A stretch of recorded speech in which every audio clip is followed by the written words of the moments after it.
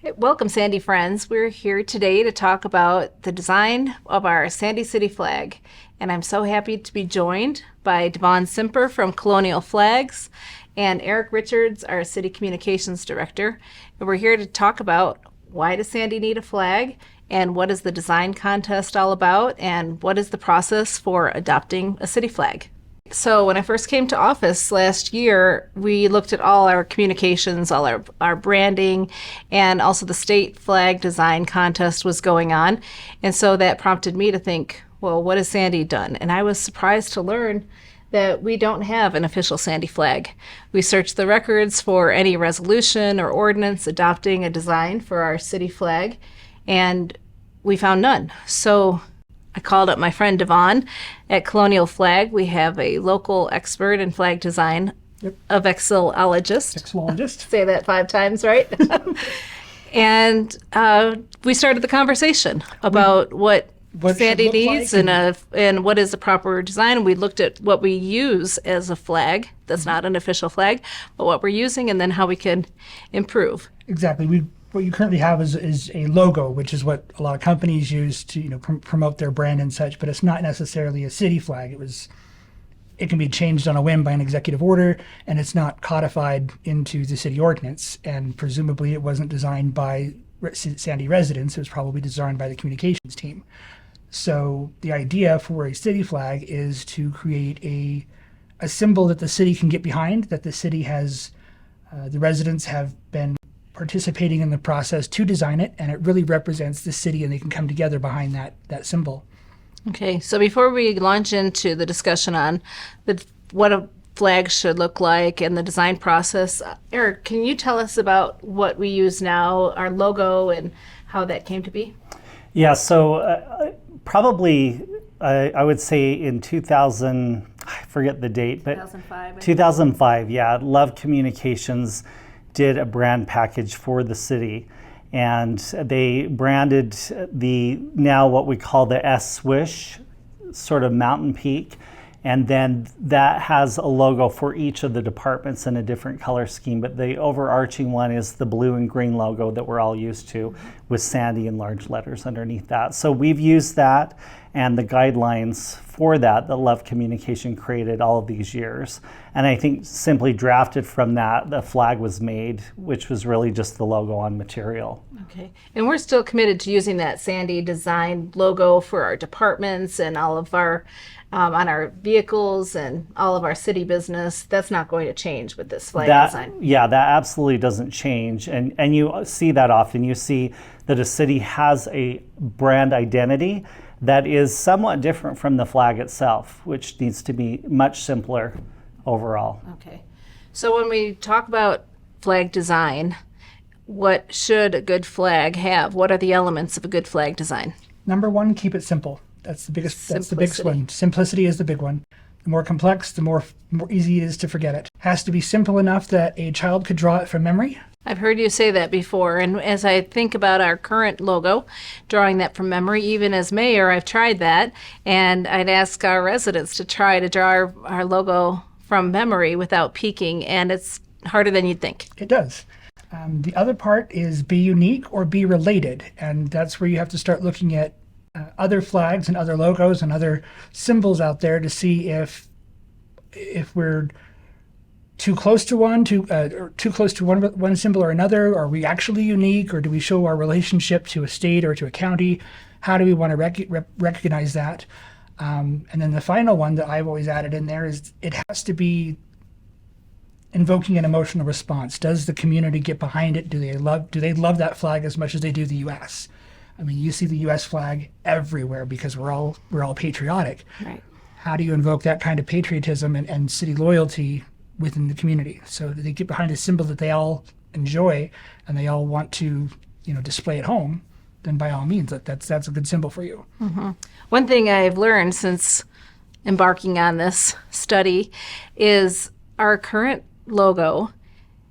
Some have compared it to a camping company logo. There's cities in California and up and down the West Coast that have very similar logos, very, very similar logos. So in order to declare any image as our brand, whether it's something similar to or what we use now or something fresh.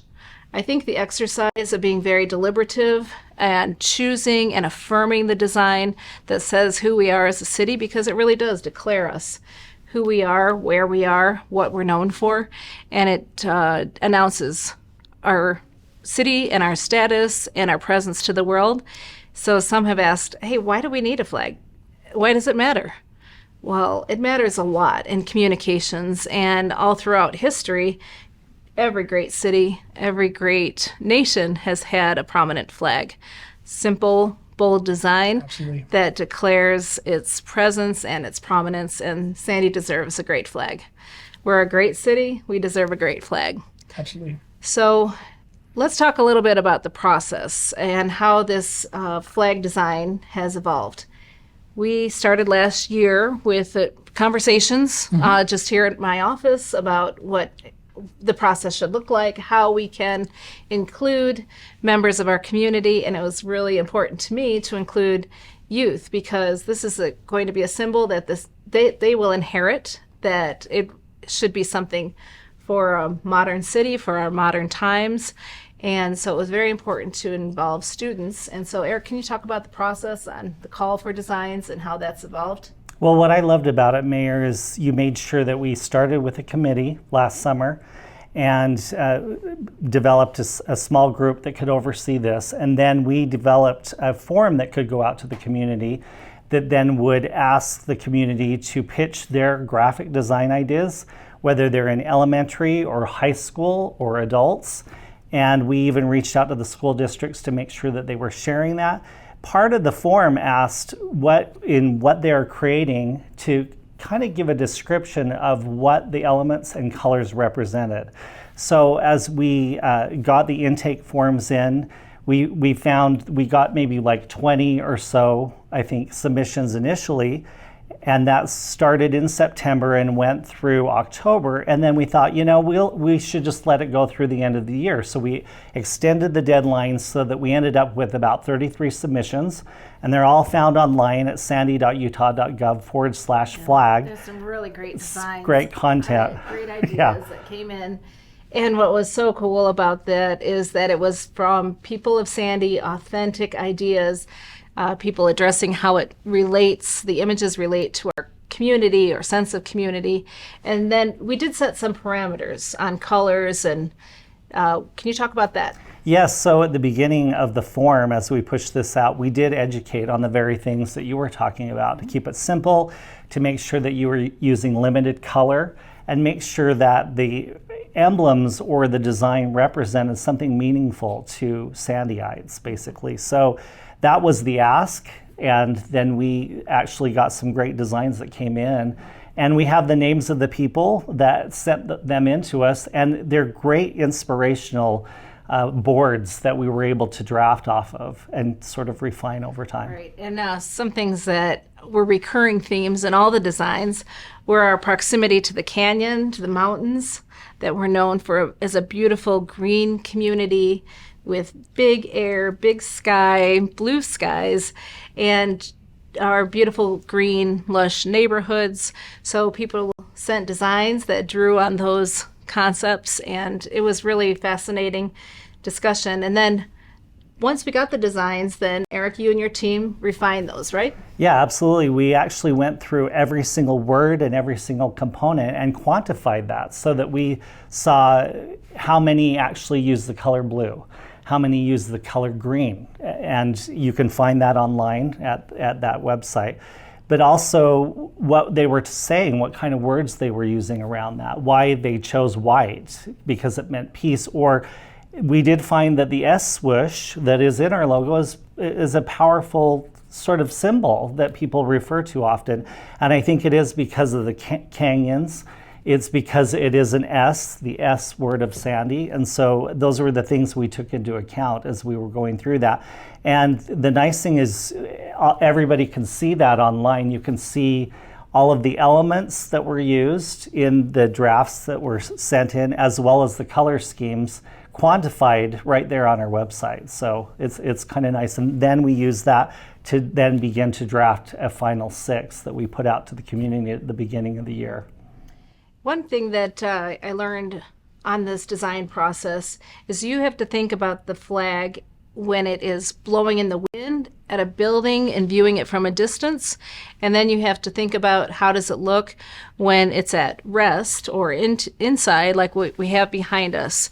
And so to be able to, from a piece of the flag or a little triangle slice as it's gently hanging, or whether it's blowing in the wind, it has to evoke that instant identity. Absolutely. Why is that important, Devon? Mostly it's from the identity standpoint. It becomes, if it's not instantly recognizable, it fails. I mean, that's the biggest point of a flag, is to be instantly recognizable, so you don't have to go thumbing through 5 or 6 different versions to get the flags to get the one that you want. Especially when you look at the reason the state decided to make the change on their side is because there are 27 other other flags that are blue flags with a seal on the field. And so because of that, when they're all together, it's very difficult to find the historic Utah flag. So with Sandy, one of the issues that you run into with the current flag or banner that we have is the big old words of Sandy and Heart of the Wasatch right across that. Because like we see here at rest, you can't make that out when it's resting. I mean, you have to almost pull it completely out in order to read what's on there. Mm-hmm. So ideally, you wouldn't have any words, numbers, or anything like that on a flag, so that when it is at rest, you don't have to worry about, is it readable from 150 feet? Or, it's designed to be up in the air and away from people. So if you've got words on there, they're not going to be able to read them. Right, and the practical aspect of having a large white background on a flag is what? We, unfortunately, in the Valley have some major pollution issues. And so if you want to see how the pollution is doing, look at the flags, because the white on the flags always gets really dingy within a matter of weeks. So it's great for contrast, but it's Not high so much for maintenance. fabric. Yeah, Yeah. especially when it's outdoors. Thanks for covering that.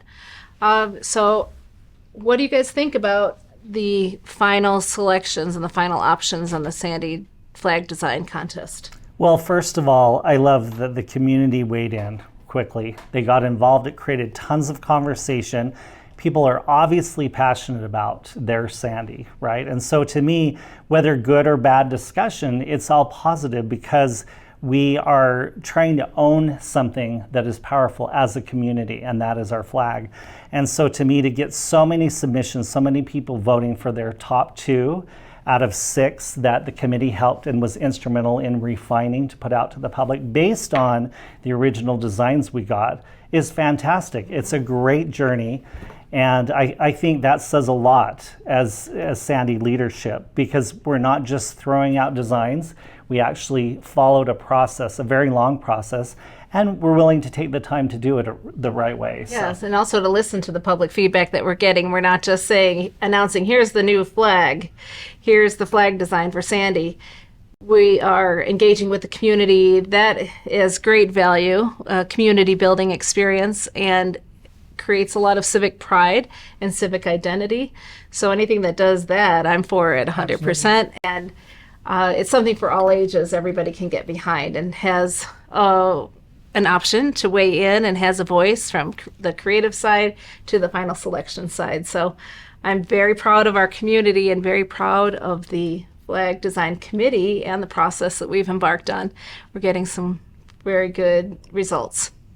One question that I always get asked is, how much is this all going to cost? Sandy taxpayers will be very happy to know that this isn't costing us any more or any less than we're spending on our communications already.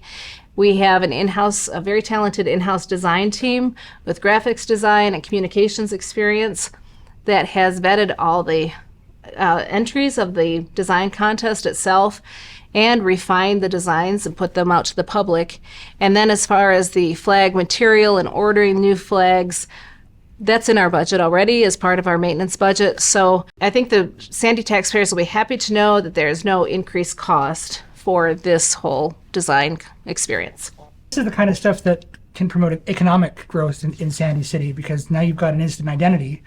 Now you can have Sandy sweatshirts, Sandy t-shirts, all kinds of Sandy swag, all themed around the flag and around a unifying symbol that people have all weighed in on.